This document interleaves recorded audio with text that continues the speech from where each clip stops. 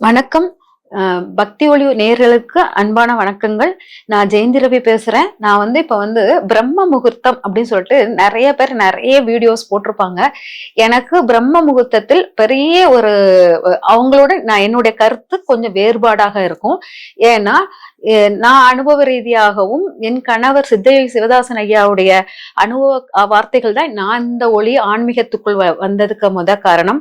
அது ரியாலிட்டியில் அது நான் உணர்ந்த விஷயங்கள். அதனால பிரம்ம முகூர்த்தம்ங்கிறது பாத்தீங்கன்னா ரொம்ப பவர்ஃபுல்லான ஒரு இடம். அது என்னன்னா விடிவெள்ளி தோன்றிய இடம் அப்படிம்பாங்க. விடிவெள்ளின்னா நம்ம சுக்கிர பகவான். சுக்கிர பகவான்னா யாரு முதல்ல அதை தெரிஞ்சுக்கோங்க. சுக்கிரன்கிறது மாயை இந்த உலகம்ங்கிற மாயையை உருவாக்கக்கூடியவன் சுக்கிரன். அவன் நம்ம இந்த சுக்கிரன் ஆளுமை இல்லாதவர்கள் இந்த உலகத்தை ஆளவே முடியாது. சுக்கிரன் யாரெல்லாம்னா பொன் பொருள் காமம் மண் எல்லாமே சுக்கிரன். எல்லாமே அழிந்து போகக்கூடிய அனைத்தும் சுக்கிரன். பெண்ணாக இருக்கட்டும் அவளும் ஒரு மாயை தோற்றக்கூடியவள். எல்லாமே சுக்கிரன். அந்த மாயை காலையில் தான் உங்களுக்கு உதயமாகுது. காலை சூரியன் உதயத்துக்கு முன்னால் தோன்றக்கூடிய பிரம்ம முகத்தில் உதயமாகிறது. இந்த நாளில் நம்ம பாத்தீங்கன்னா சாது சன்னியாசிகள் படிக்கிற குழந்தைங்க இவங்களுக்கு அந்த மாயை ஆட்கொள்ளக்கூடாது.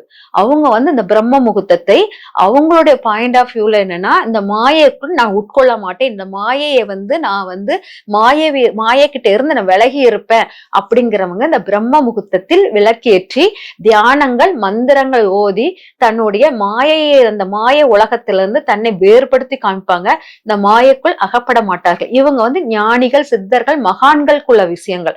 அதே மாதிரி குழந்தைகள் இந்த மாயைக்குள் அகப்படக்கூடாது. ஏன்னா இந்த குழந்தைங்க இந்த பொண்ணு பொருள் பணம் காசு இதுடைய லாக் ஆயிடுச்சுன்னா சின்ன வயசுலயே அவங்களுடைய இளமை புதனுடைய காரகத்துவத்தை அறிவு சார்ந்த விஷயத்தை இழந்து விடுவாங்க. எப்ப சம்பாதிக்கலாம் எப்ப இதை பண்ணலாம் அந்த காமம் இது எல்லாமே இந்த சிறு குழந்தைகள் சிறு வயதில் இருக்கக்கூடாது. அப்போ அவங்களுக்கும் இந்த மாயை சுக்கிரன் விடிவெளி அவங்களுக்கும் சூட்டபிள் ஆகாது. அப்போ அவங்களும் பிரம்ம முகூர்த்த விளக்கேற்றி அவங்களும் வழிபாடுகள் பண்ணலாம். அப்ப இவங்க ரெண்டு பேரை தான் வழிபாடுகளுக்கு, அதாவது வயது முதிர்ந்தவர்கள் நல்ல வயது முடிந்தவர்கள் எண்ட் ஆஃப் லைஃப்க்கு காத்துக்கிட்டு இருக்கிறவங்க, அப்புறமா இந்த சாது சன்னியாசிகள், அதே சமயம் இந்த குழந்தைங்க இவங்க எல்லாமே பிரம்ம முகூர்த்தத்தில் விளக்கேற்றி வழிபாடு பண்ணலாம். ஆனால் சாதாரண ஒரு மனிதர்கள் நம்ம கணவன் மனைவி இல்லற வாழ்க்கைக்குரியவர்கள், அதாவது கணவன் மனைவி மட்டும் இல்லாம இல்லற வாழ்க்கை இல்லாதவங்க, அதாவது விடோ கைம்பெண்கள் மாங்களே அவங்க எல்லாருமே பிரம்ம முகூர்த்தத்தை விளக்கேற்ற கூடாது. கைம்பெண்கள் ஏன் விளக்கேற்ற கூடாதுங்க அப்படின்னு கேட்பீங்க. ஏன்னா அவங்களுக்கு தான் கணவன் இல்லையே, அப்பனா நீங்க தான் ஏற்றலாமே அப்படிம்பீங்க. கைம்பெண்கள் வெறும் இதுக்கு மட்டும் கிடையாது, பொன் பொருள் எல்லாமே கைம்பெண்களுக்கும் வசியமாகணும், விதவைகளுக்கும் அது எல்லாமே வேண்டியது. அவங்களும் உலக வாழ்க்கைக்கு வாழ தகுதியானவர்கள், அவங்க ஒன்றும் சாமியார் கிடையாது. அதனால அவங்களும் பிரம்ம முகூர்த்தத்தை விளக்கேற்ற கூடாது, விளக்கேற்றி அந்த பூஜைகள் பண்ணக்கூடாது. அப்படி பண்ணினீங்கன்னா நீங்க இல்லற வாழ்க்கையிலிருந்து வெளியே தங்க இது சாமியார் உலகத்துக்குள்ள போயிருந்தீங்க. அதனால பிரம்ம முகூர்த்தம் இவங்களுக்கு மட்டும்தான் சூட்டபிள் ஆகும். நம்ம குடும்ப வாழ்க்கை நடத்துறவங்க, பொண்டாட்டி பிள்ளைகளோட வாழ்றவங்க, விதவைகள் தன் குழந்தைகள் நல்லா இருக்கும், தன்னுடைய வீட்டில் எல்லா செல்வங்களும் சேரணும் அப்படி நினைக்கிறவங்க, இவங்க எல்லாருமே பிரம்ம முகூர்த்தத்தில் விளக்கேற்றுவதில் மிக சிறப்பாக விளக்கேற்றவே கூடாது. மிக சிறந்த இது நல்லா தூங்குங்க பிரம்ம முகூர்த்தத்துல. அப்பதான் ஒரு தூக்கத்துடைய ஃபுல் இதுவுமே, அதாவது அதிகாலை தூக்கம் ரொம்ப பவர்ஃபுல்லா இருக்கும். அந்த அதிகாலை கனவு ரொம்ப பலிக்கும், நம்ம கனவு காங்குறது ஃபுல்லா பலிக்கும்.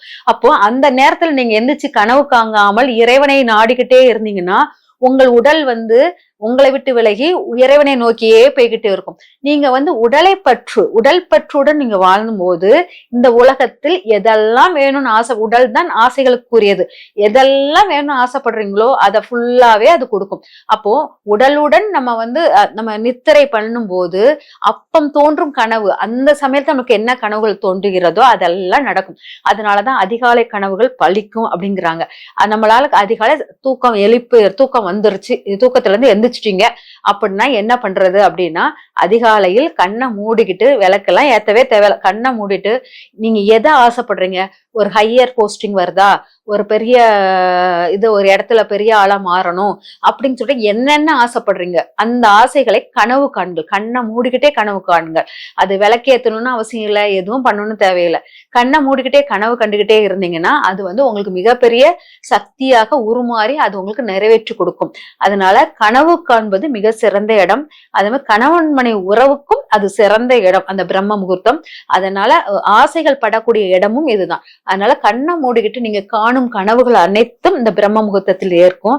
அதனால பிரம்ம முகூர்த்தத்துல விளக்கேத்து பக்தியா வீட்டுல நறுமணம் கலமலா வச்சு அப்படியே கோயில் மாதிரி வீட்டை மாத்திட்டோம் அப்படின்னா அந்த வீட்டுல கண்டிப்பாக கணவன் மனைவி ஒற்றுமை இருக்காது. ஒரு பெண் ரொம்ப விரக்தியுடன் அந்த வீட்டுல உட்கார்ந்துகிட்டு இருக்கான்னு அர்த்தம். வெறும் குரு காரகத்துவம் மட்டும்தான் ஆக்டிவேட் ஆகும். அதனால இந்த பிரம்ம முகூர்த்த விளக்கு ஏற்றுதல் யாருக்கு உகந்ததுன்னா சன்னியாசிகள், குழந்தைகள், வயதானவர்கள் இவங்களுக்கு தான் பிரம்ம முகூர்த்த விளக்கு ஏற்றுவது சிறப்பாக இருக்கும்.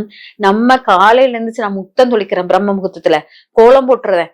பிரம்ம முகூர்த்தத்தை வரவேற்க நம்ம கோலமோ முத்தமோ தொளிக்கல, நம்ம சூரியனை வரவேற்க. நம்ம இந்த எல்லா கிரகங்கள் எல்லா உயிரினங்களுக்கும் சூரியன் தான் முதன்மை, உயிர் சக்தி கூடியது. அந்த முதன்மையான ஆத்மாக்காரகனை நம்ம மனதார வரவேற்கணும். அதுக்காக நம்ம முத்தம் தொளிச்சு கோலம் போட்டு அதை வரவேற்கிறதுக்கான விஷயங்கள் தான் நம்ம பண்றோம். அது பிரம்ம முகூர்த்தத்தில் பண்ணினீங்கன்னா அது சூரியனை வரவேற்கிறதாக இருக்காது. ஏனால் எப்பவுமே ஒரு கோலம் அதெல்லாம் போடும்போது முதல்ல முத்தத்தை முத்தம் பெருக்கும். அதில் முடிகளோ ஒரு சின்ன சின்ன பூச்சிகள் இறந்து இருந்தாலோ தூத்துட்டோம்னா அந்த அந்த பூச்சி எல்லாம் இதாயிரும், தோஷம் இருக்காது. அப்புறம் தண்ணி வச்சு தொளிச்சுட்டோம்னா தோஷம் சுத்தமா நீங்கிரும். நீங்கிட்டு அப்புறம் கோலம் எந்திரத்துக்கு சமம். அந்த எந்திரம் நம்ம போடுற கோலங்கள் ஒவ்வொன்றும் எந்திரங்களுக்கு சமம். அந்த எந்திரங்கள் சூரிய ஒளி படும் போது மிகவும் நல்ல வேல்யூபிள் ஆகும், வீட்டை பாதுகாக்கும் அரணாக மாறிவிடும். அதனால அந்த சூரிய ஒளி படும் நேரத்தில் ஃப்ரெஷ்ஷா, அதாவது சூரியன் உதயமாகுறதுக்கு ஒரு 10 நிமிஷத்துக்கு முன்னால நீங்க கோலம் போட்டா போதும்.